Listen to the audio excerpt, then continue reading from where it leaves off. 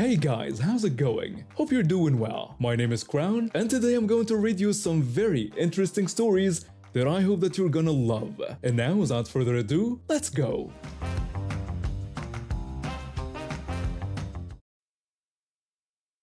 After dropping out of college due to financial struggles, I needed a job fast.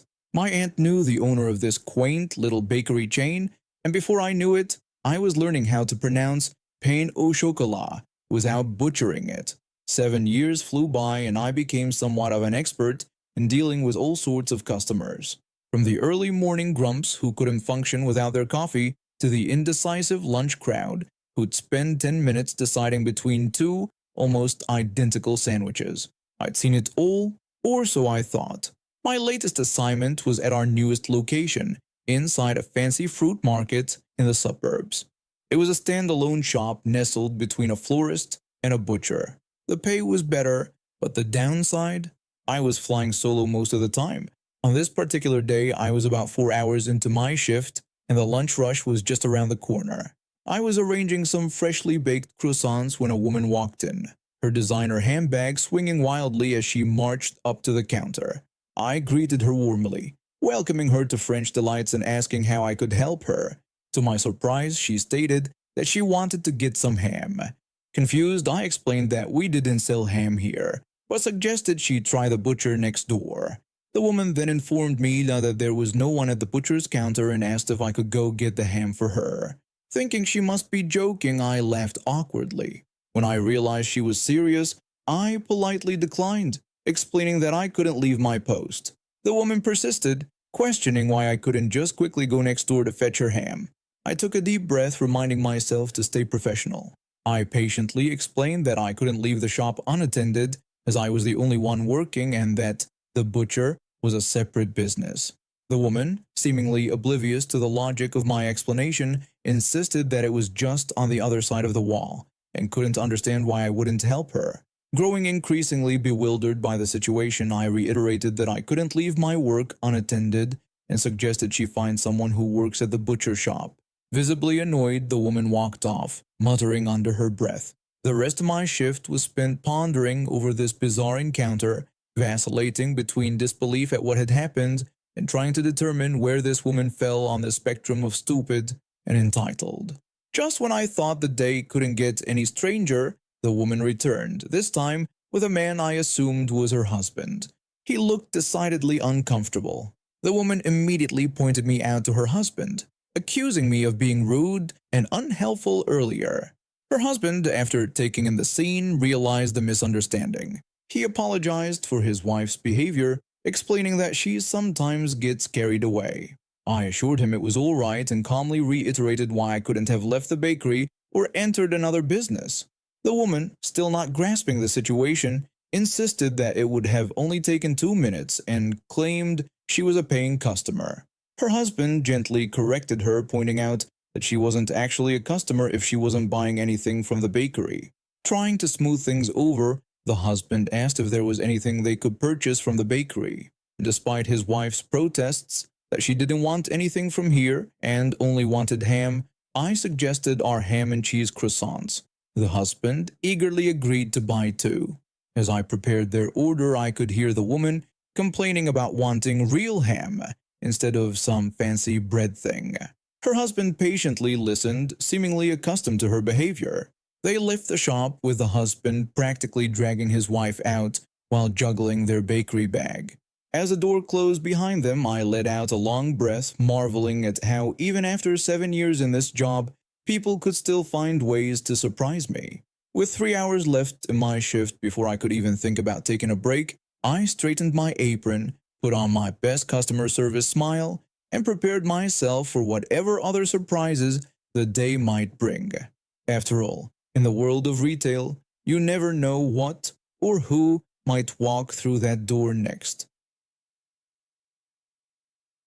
I've always loved swimming. Ever since I was little, I felt at home in the water. My parents signed me up for lessons when I was 5, and I've been on competitive swim teams since I was 8.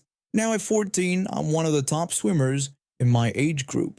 Our team practices 4 times a week at the local community pool. Most of the other kids and parents are great, but There's this one mom who's always been a problem. Her son is in my age group too, but he's not as fast as some of the other swimmers. She's constantly complaining to the coaches that they're not giving him enough attention or that the other kids are cheating somehow. It all came to a head last week during our regular practice. We were doing time trials for the 100-meter freestyle, which is my best event. I was feeling good that day and really wanted to beat my personal record. When it was my turn, I dove in and just focused on my strokes and breathing. I touched the wall and looked up to see my time. I'd shaved 2 whole seconds off my best. I was thrilled. As I climbed out of the pool, I heard that woman's shrill voice. She was loudly accusing me of cheating, claiming it was impossible for me to have improved so much in a week. She suggested I must have pushed off the wall illegally. The coach calmly defended me, stating he had been watching closely and my turn was completely legal. Undeterred, the woman demanded that I be timed again, insisting the stopwatch must be broken. I couldn't believe she was making such a big deal about it. The coach sighed but agreed to let me and her son race head-to-head just to settle things. We got up on the blocks and I was determined to prove myself. When the whistle blew, we both dove in. I could see him in the lane next to me, but I tried to stay focused on my own race. As we neared the far wall, I was pulling ahead. I executed a clean flip turn and powered through the last 50 meters. My hand hit the wall and I popped up, breathing hard. The coach congratulated me enthusiastically, confirming that I had matched my previous time. I grinned and turned to congratulate the other boy on a good race. But before I could say anything, I felt hands on my back, and suddenly I was flying through the air. I hit the water with a huge splash, totally unprepared. As I surfaced, sputtering, I heard shouting. The woman was yelling at me, accusing me of cheating and saying I deserved to be pushed into the pool. I was in shock. Did she really just push me into the pool? The other kids were staring with wide eyes. The coach rushed over looking furious. The coach angrily confronted the woman about her actions. She continued to defend herself, insisting that there was no way I could have beaten her son fairly. To my amazement, the coach actually grabbed her and put her in a headlock. She started shrieking and flailing around, but he held on tight. The coach called for someone to contact the police, stating that the woman had assaulted a child. One of the other parents was already on the phone. The entitled mom kept yelling and struggling, but the coach didn't let go until the police showed up a few minutes later. They put her in handcuffs while she screamed about how unfair it all was. The police officer informed the woman that she was under arrest for assault of a minor and began reading her rights. I was still a bit shaken up, but mostly just in awe of how quickly everything had happened. My teammates crowded around me, asking if I was okay. The coach came over to check on me too. The coach apologized for what had happened and asked if I was all right. I assured him that I was fine, just surprised more than anything. He praised my handling of the situation and my amazing swimming performance earlier, giving me a pat on the back before going to talk to the police. I found out later that the woman was charged with assault and banned from the pool. Her son ended up switching to a different team, which was probably for the best. The whole experience was pretty wild, but it actually brought our team closer together. The other parents started a fundraiser to get me some new gear as a show of support. And at our next swim meet, I won first place in the 100-meter freestyle. I'd like to think that crazy lady's Spartan kick gave me some extra motivation to prove myself. In the end, her entitlement backfired completely. Her son lost his spot on the team and I came out stronger than ever. My wife and I moved to this rural neighborhood in Arizona about 8 years ago, looking for a quieter life away from the hustle and bustle of the city. We both grew up in busy urban areas, and after years of dealing with noise, traffic, and the constant rush, we decided it was time for a change. We found this perfect little house on a big piece of land. It was everything we'd dreamed of, spacious, surrounded by nature, and with neighbors far enough away that we could finally enjoy some peace and quiet. The previous owners had been an elderly couple who'd lived there for decades, and they were happy to pass it on to a young family like us. At first, everything was great. We spent our weekends fixing up the place, planting a garden, and just enjoying the tranquility. Our neighbors were friendly but kept to themselves, which suited us just fine. We even started a little hobby farm, raising chickens and growing our own vegetables. About a year ago, things started to change. The lot next to ours, which had been empty for as long as we'd lived here, was suddenly sold. We were curious about who our new neighbors would be, hoping they'd be as laid back as the rest of us in the area. One day, I was out in the yard tending to our garden when I saw a fancy car pull up next door. A man got out, looking around with a critical eye. I waved, trying to be friendly, but he just nodded curtly and went about his business. Little did I know that this was the beginning of our troubles. A few days later, I was working on one of our cars in the driveway when the new neighbor stormed over, looking like he was about to explode. He angrily asked if the car was mine, and when I confirmed it was, he furiously pointed out that it was on his property.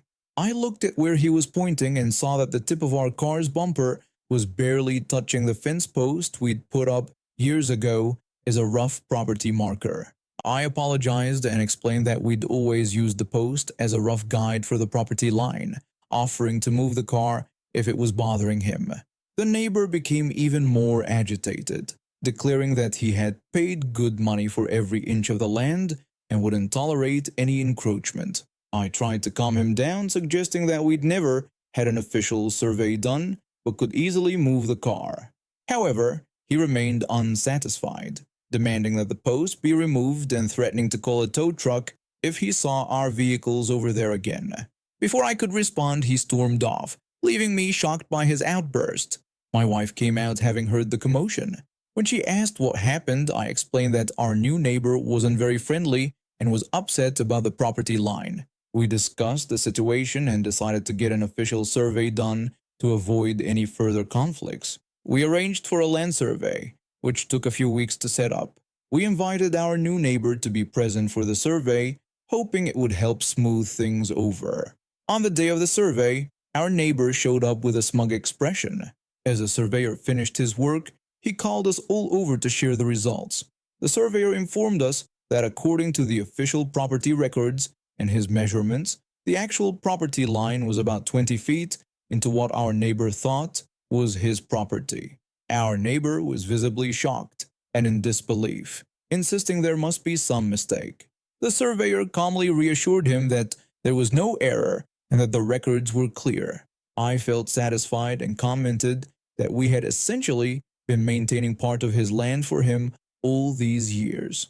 Our neighbor, clearly frustrated, declared that he would fight the survey results. I suggested that he could try, but reminded him that these were the official records and advised him to think twice before making a fuss over a few inches in the future. Our neighbor stormed off, slamming the door to his house. My wife and I shared a laugh about the situation, remarking on how karma seemed to have played a role. We agreed that he should have just let sleeping dogs lie. In the weeks that followed, our neighbor became surprisingly quiet and avoided us, likely embarrassed by the whole situation. We didn't push the issue and continued using our land as we always had, now secure in the knowledge that we weren't encroaching on anyone's property. We reflected on how, if he had been friendly from the start, we probably would have been happy to give him that extra 20 feet of land. But his entitled attitude and aggressive behavior had cost him more than he could have imagined. It served as a reminder that a little kindness and understanding can go a long way, especially when dealing with neighbors. As for us, we're still enjoying our quiet life in rural Arizona. We got a bit more land than we thought, and a pretty good story to tell at barbecues. Life out here might be slower, but it's certainly never dull. Let me tell you how I went from being a simple homeowner to the destroyer of bureaucratic nightmares. When my partner and I decided to move out to the city, we were tired of the hustle and bustle, the constant noise, and the lack of space. We wanted a place where we could breathe, maybe raise a few chickens, and just enjoy a quieter life. After months of searching, we found what seemed like the perfect place, a cozy house in a quiet neighborhood with big yards and friendly neighbors. The only catch? There was a homeowners association. Now I'd heard horror stories about these things, but the realtor assured us it was just a formality. She explained that it was only $350 a year for maintenance of the communal pool house. It seemed reasonable enough, so we signed on the dotted line and moved in. At first, everything was great. We settled into our new home, started planning our garden, and even began researching chicken breeds. But then, about a month in, we got our first taste of HOA hell. It was a sunny Saturday morning when there was a knock at the door. I opened it to find a stern-looking woman with a clipboard. She introduced herself as a member of the Homeowners Association Board. She then informed me that they had noticed our plans to build a chicken coop in the backyard. When I confirmed our excitement about the project, she coldly stated that chickens were not allowed in the neighborhood according to HOA regulations. I tried to protest, mentioning what the realtor had told us, but she dismissed this, saying the realtor wasn't on the HOA board. She suggested I familiarize myself with their rulebook and then abruptly left, leaving me standing there with my dreams of fresh eggs crushed. But that was just the beginning. Over the next few months, we received citations for everything from the color of our mailbox to the height of our grass. It seemed like the HOA board, especially 3 particular members, had nothing better to do than make our lives miserable. My partner and I weren't the only ones suffering. Our neighbors were constantly complaining about the petty rules and arbitrary enforcement. It was clear that this HOA was more about control than about maintaining the neighborhood. After about 6 months of this nonsense, there was a glimmer of hope. The HOA board was due for re-election, and a group of neighbors ran on the promise of dissolving the HOA altogether. We were thrilled. Finally, we thought we'd be free of this tyranny, but it wasn't to be. Despite their best efforts, the new board members couldn't overcome the resistance from the 3 most stubborn, power-hungry members of the old guard. After months of heated debates and legal consultations, the dissolution efforts ground to a halt. That's when I decided enough was enough. If no one else could get rid of this HOA, I'd do it myself. I ran for HOA president with one goal: to dismantle this organization from the inside. The election was interesting, to say the least. The old guard fought dirty. They spread rumors about me, claimed I destroy property values, even suggested I was planning to turn the neighborhood into a chicken farm. But the other homeowners were fed up too, and in the end, I won by a landslide. My first day as president, I called a board meeting. I announced my intention to make changes, which was immediately met with resistance from Karen, one of the stubborn old guard members. She argued that we had rules for a reason and that I couldn't just change everything. I countered by explaining that as president, I could propose changes, and my first proposal was to begin the process of dissolving the HOA. The reaction was immediate and loud. Karen and her cronies were visibly angry, shouting about tradition and property values. But I stood my ground, proposing that we put it to a vote and let the homeowners decide if they wanted to keep paying for a pool house most of them never used, and rules that made no one happy. It took 6 long months of meetings, legal consultations, and more than a few shouting matches. Karen and her friends tried every trick in the book to stop us, but in the end, democracy prevailed. The homeowners voted overwhelmingly to dissolve the HOA. The day we officially shut it down was one of the happiest of my life. We sold off the pool house to cover any outstanding debts and legal fees. And you know what? The neighborhood didn't fall into chaos like Karen had predicted. If anything, people seemed happier. As for me, well, I finally got my chickens. Every morning I wake up to the sound of my rooster's gentle crow. He's a quiet boy, much to Karen's disappointment. I think she was hoping he'd be loud enough to file a noise complaint. I sit on my porch, sipping my coffee, watching my chickens peck around the yard. Sometimes I see Karen walk by, her face pinched like she's smelled something bad. But me? I just smile and wave, enjoying the sweet taste of freedom and revenge. And now we have reached the end of today's stories. Thank you for watching and see you next time.